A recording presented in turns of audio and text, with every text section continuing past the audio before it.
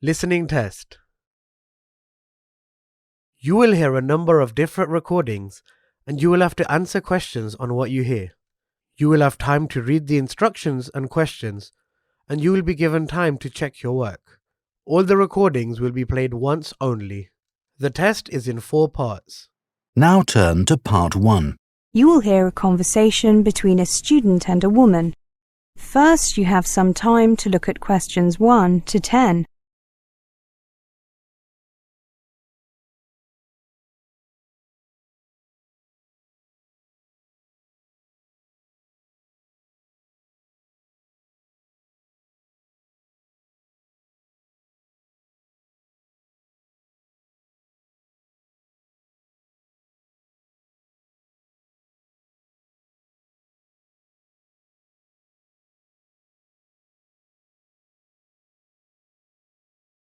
Now listen carefully and answer questions 1 to 10.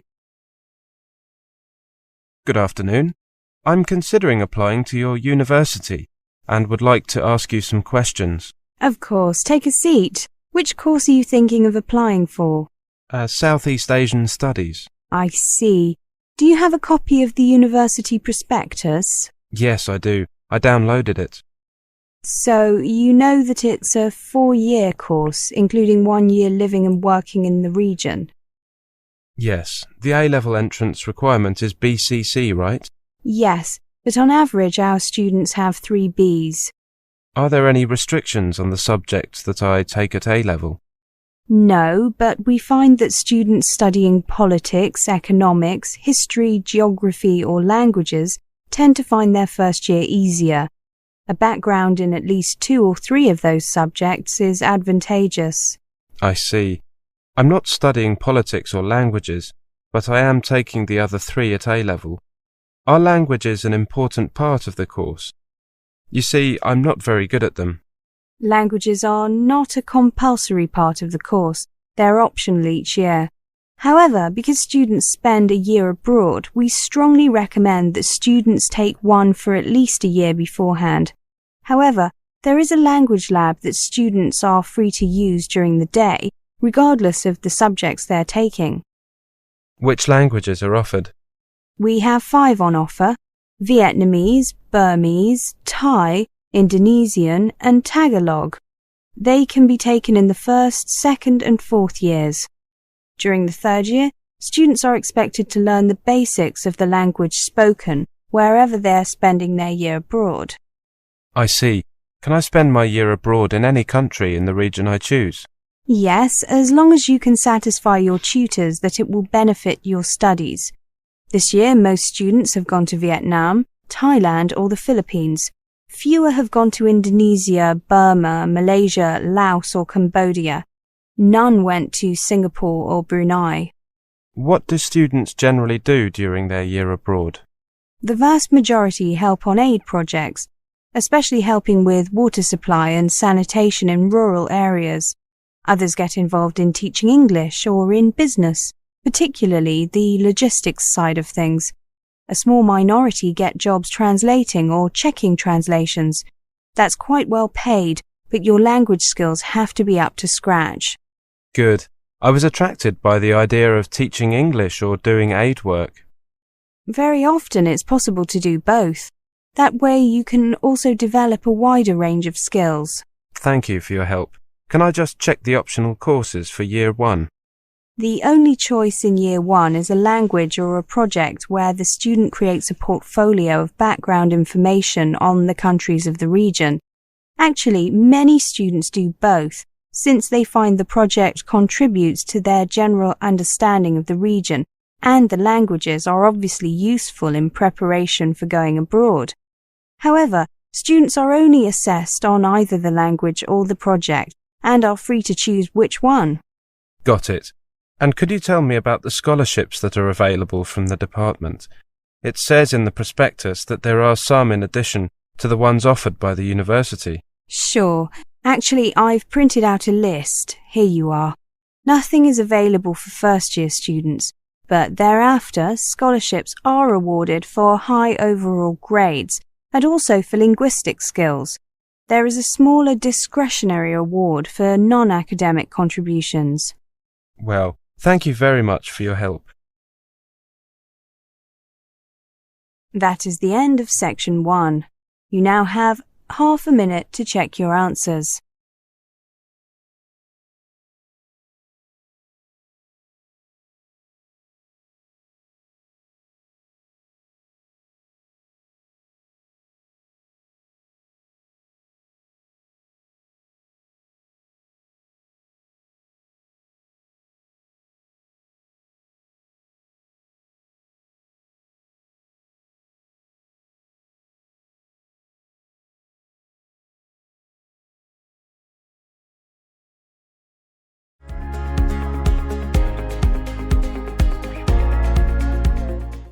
Part 2. You'll hear a conversation. First, you have some time to look at questions 11 to 20.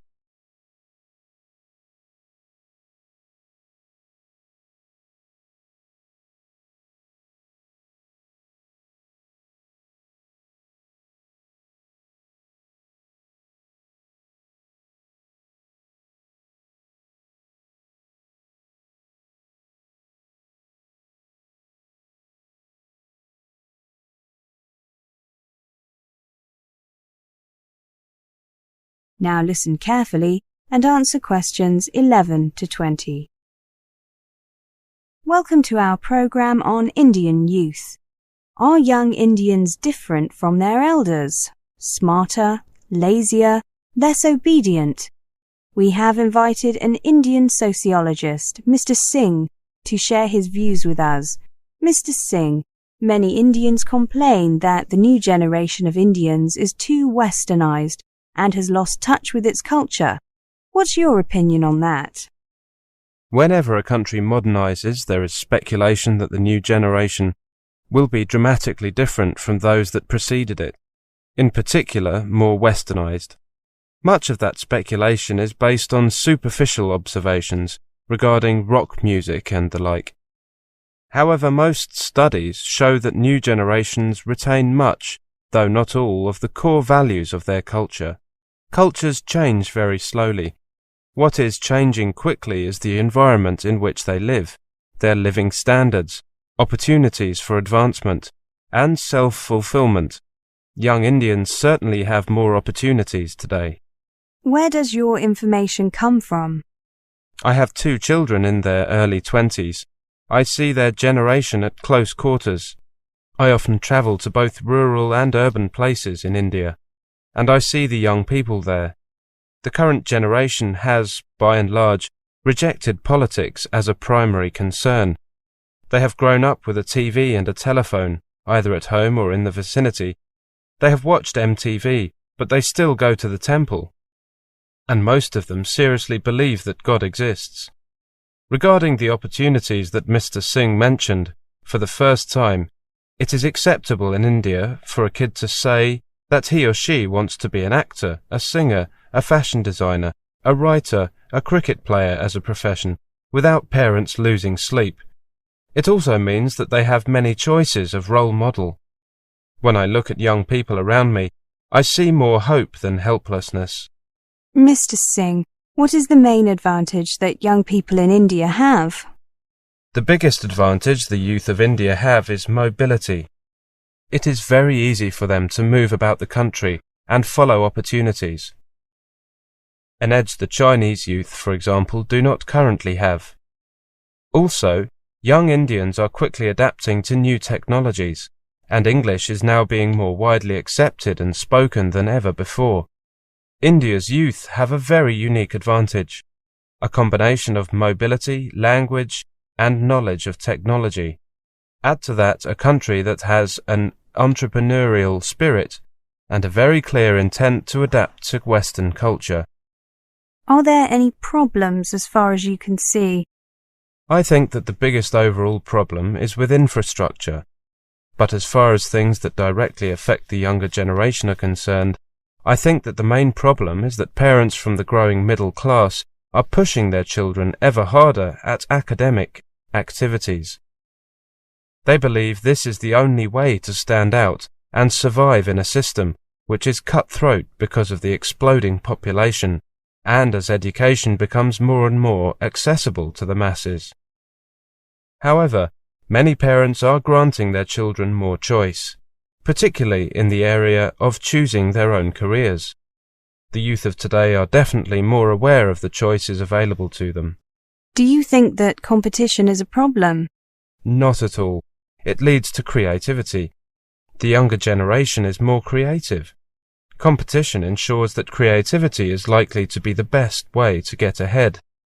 Though it is largely believed that the culture and value system torch-bearing youth are losing their way, I still believe that relates to a small percentage.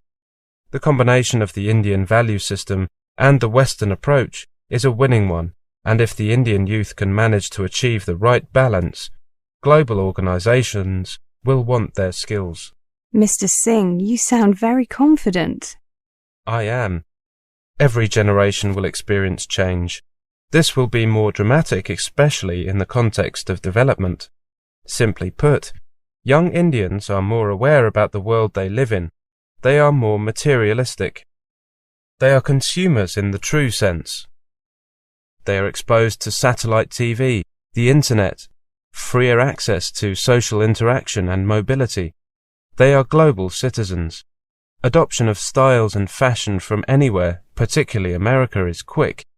But as several surveys have shown, this openness and confidence does come with some sense of humility and purpose.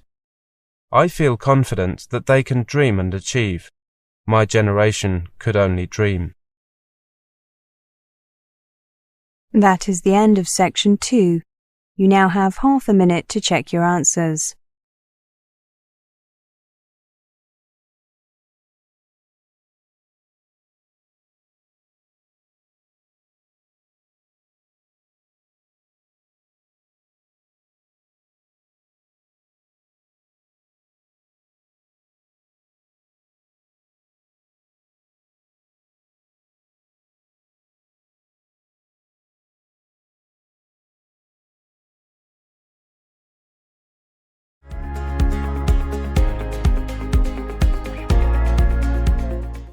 Part 3. You will hear a conversation. First, you have some time to look at questions 21 to 30.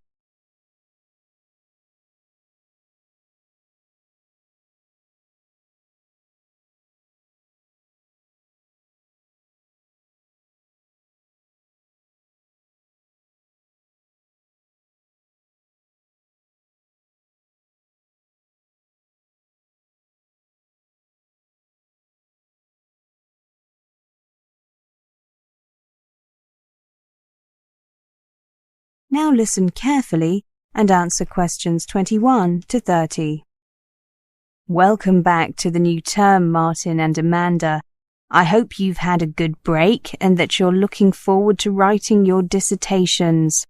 In this tutorial, I'd like to give you the opportunity to ask questions on writing the dissertation, such as requirements, dates, and who to see when you need help. I know that it's all available on the department website, but sometimes students just like to check or confirm information, or sometimes they need a little more detail. So, is there anything you'd like to ask? Is there a fixed hand-in date yet? On the website it said that one hadn't been decided on yet. I'm glad you asked that question. I just heard this morning that the deadline has been decided and it is the 28th of May. That's a week later than we had originally planned. What about the word limit? The website gave a very broad range. What was it, Martin?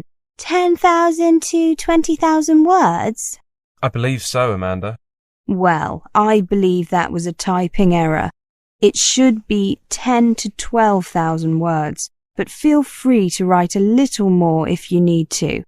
However, make sure that your dissertation is at least 10,000 words long, not including the contents, references, and bibliography. Right, thank you. And we can choose any topics we like, can't we? Any from year 3. And do remember to get your topic approved by your personal tutor. Oh, that's me, isn't it? Before you start writing, I'd hate to have to tell you your topic was unacceptable after you'd spent a lot of time on it. What would you like us to show you initially, apart from the title? Well, I'd like to see a basic bibliography first, along with an outline of your dissertation. You should get that done by the end of January. This month, in other words. According to the website, the research should take 8 to 10 weeks. So that takes us from, well, until mid-April, basically. Yes, you should have the research pretty much done by the time you return from the Easter break.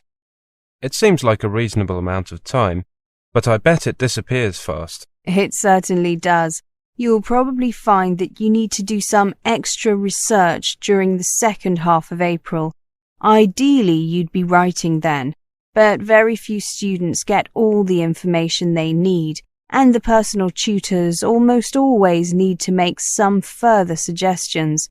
That's why it's really important to get the bulk of your research done by mid-April. I see.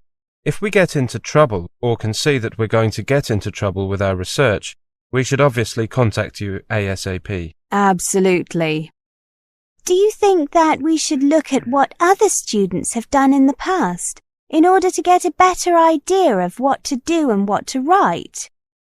It can be helpful, but what often happens is that students rely too much on what they read, so I would only use other previous students' work as a reference. Got it.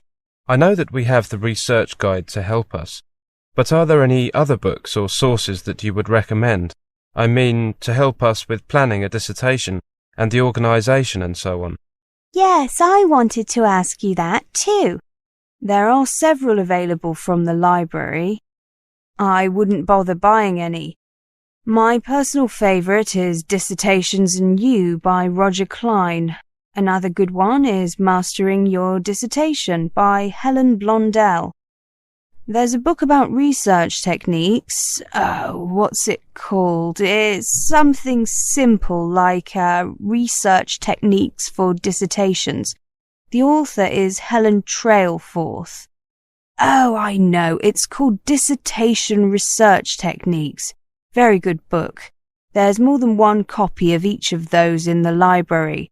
One is for reference only, and you know about the recall system if a book is being borrowed by someone else and you want it, don't you?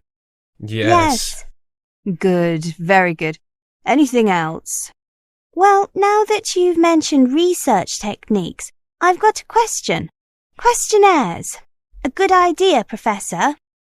The general consensus is that they're not very helpful, though some prominent researchers beg to differ.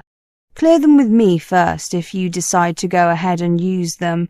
You see, you need to be very careful about the questions that you ask and order of the questions. Questionnaires very often lead people towards giving certain answers rather than getting at their true feelings and opinions. Martin, anything else? No, I'm happy. Thank you, Professor. Yes, thank you so much. My pleasure. That is the end of section 3. You now have half a minute to check your answers.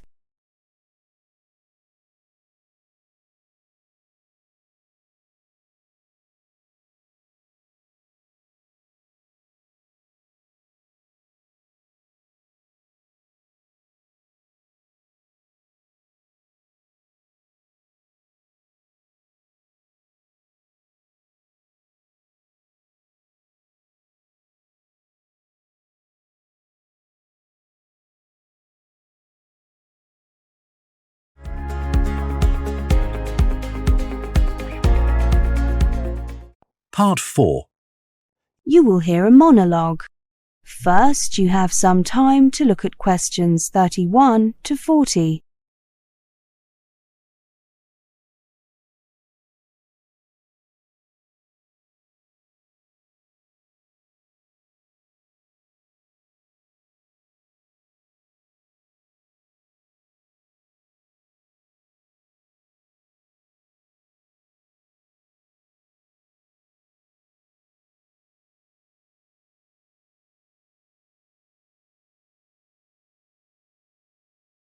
Now listen carefully and answer questions 31 to 40.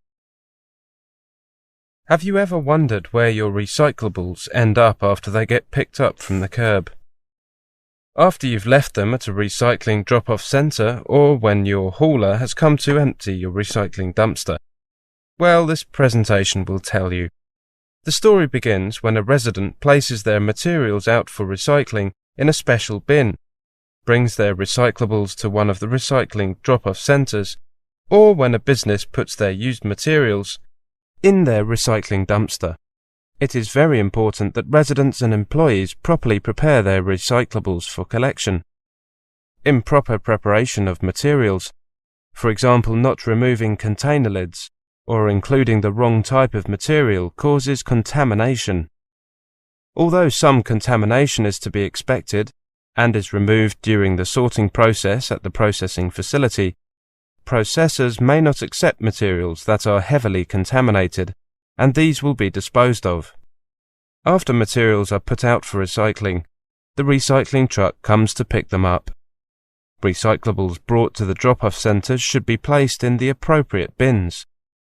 The large containers are emptied periodically or whenever they are full. Businesses and multi-family residences collect on the days decided by the property manager. The trucks that collect recyclables from the curb and drop-off centres then drive the materials to a material recovery facility, or MRF. When the trucks arrive at the MRF, they are first weighed at the station to determine the weight of materials delivered to the facility. Next, the trucks proceed to the tipping floor, where they dump their materials. Items are dumped in specific areas to facilitate the sorting process. After the different materials are dumped on the tipping floor at the MRF, they are fed onto different conveyor belts according to the type of material. The materials then proceed up the different conveyor belts and are subject to both manual and automatic sorting. Individuals manually remove any large objects such as a lawn chair or garbage can, along with any contaminants. After the initial manual sort, the materials pass by a magnet that captures the metal cans, and then through an air sorter to separate the remaining materials. Once the materials are sorted, they are compressed into bales that are shipped to processors, who will then use these materials to create new products. Plastics can be recycled into items such as clothing, lumber, park benches and playground equipment. Metal and glass containers are often recycled into new containers, and paper is recycled into new paper products, such as copy paper, toilet paper, napkins and newspaper. Remember to close the recycling loop. Buy recycled both at home and at work, as this is the only way that recycling truly succeeds. Find out more about buying recycled products. Remember, if you're not buying recycled, you're not really recycling. So, how are we doing? Let's take a brief look at our recycling rate information. All municipalities are required to maintain a minimum recycling rate of 25% of the total municipal solid waste generated annually. We are required to annually report on recycling activities and file a report with the Department of Environmental Quality, or DEQ. These reports are due to the DEQ on April 30th of each year for the preceding calendar year.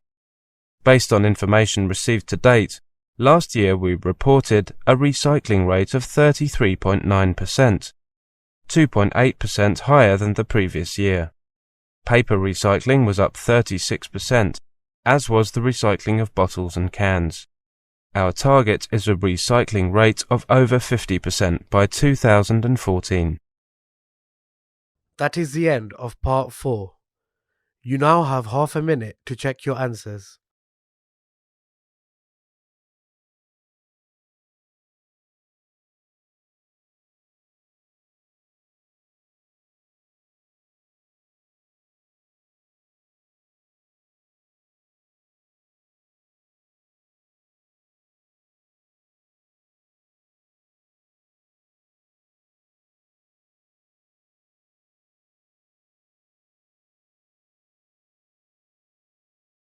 That is the end of the listening test.